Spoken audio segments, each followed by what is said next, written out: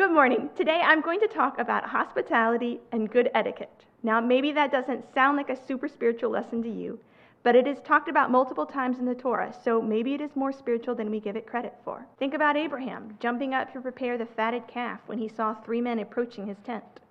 Think about Lot inviting the 2 angels to his home when they arrived in Sodom.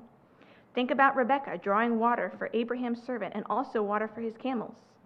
Think about Yitro taking Moses into his household when Moses was a fugitive from Egypt. This week's Parsha has one of my favorite examples of good etiquette. So let's take a look. It's in Exodus chapter 18, verses 5 through 12. Yitro, Moshe's father-in-law, brought Moshe's son and his wife to him in the desert where he was encamped at the mountain of God. He sent word to Moshe, I, your father-in-law Yitro, am coming to you with your wife and her 2 sons. It is polite to send word of your upcoming visit. Moshe went out to meet his father-in-law, prostrated himself, and kissed him. It is polite to focus on your guests' arrival, making sure they know you are glad to see them. Then, after inquiring of each other's welfare, they entered the tent. How are you? How is your journey? How have you been? How are things at your house?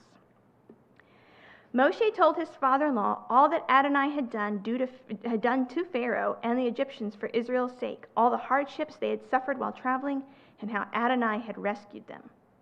This is the best part of a visit, talking about God and telling testimonies from your life.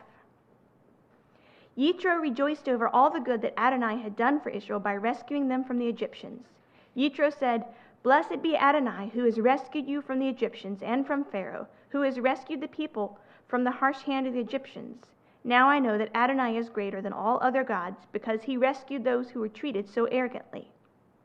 Sharing of testimonies should have 2 sides, the telling of the story and the time devoted to glorifying God. When someone tells you about what God has done in their life, before you jump in to tell them your own story, first take a moment to appreciate their story and bless God for what he has done for them.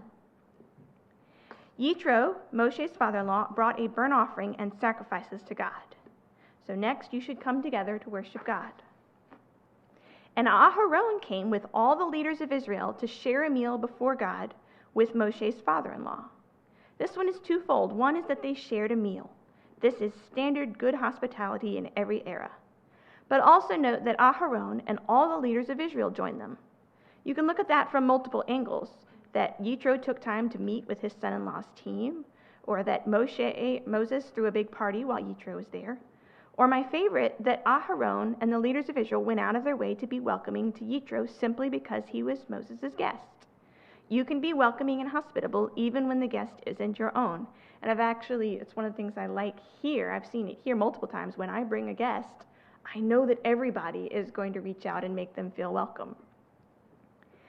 So I've read this story of Yitro's visit with Moses several times, but this week, for whatever reason, it just really reminded me of our friend Wally and his family. So Wally's family was friends with my family. They lived in the Carolinas, and every so often they would make a trip up to the northeastern states. When that would happen, Wally would call my dad. Hey, we're heading to New Jersey on such and such a date. It'll be me, my wife, and 3 of our children. Can we spend the night at your house on the way up? Of course, my dad would say yes, and we would make the necessary bed and food arrangements. And our whole family eagerly looked forward to our friend's arrival. Wally's family was cool. I still remember seeing their van pull up. We would all run out the door to greet them. Everybody was laughing and talking as we helped them carry suitcases and big fluffy pillows.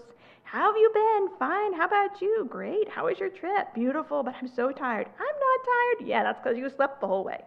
Once everyone was settled, the grown-ups talked about what God had been doing in their lives. Testimonies of things they had seen or been involved in, teachings they had heard, revelations from personal Bible study times. It just flowed naturally from my parents and from Wally and his wife.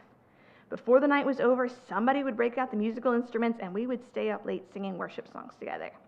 It was fun. It was meaningful, and they are some of the best guests I remember our family hosting. What made it so wonderful?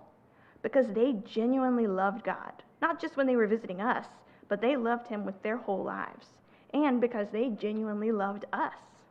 And isn't that what the Torah teaches us? To love God and to love people? And isn't that what true etiquette should be? So I challenge you this week to find ways to be truly hospitable and or to be a great guest like Yitro. Shabbat Shalom.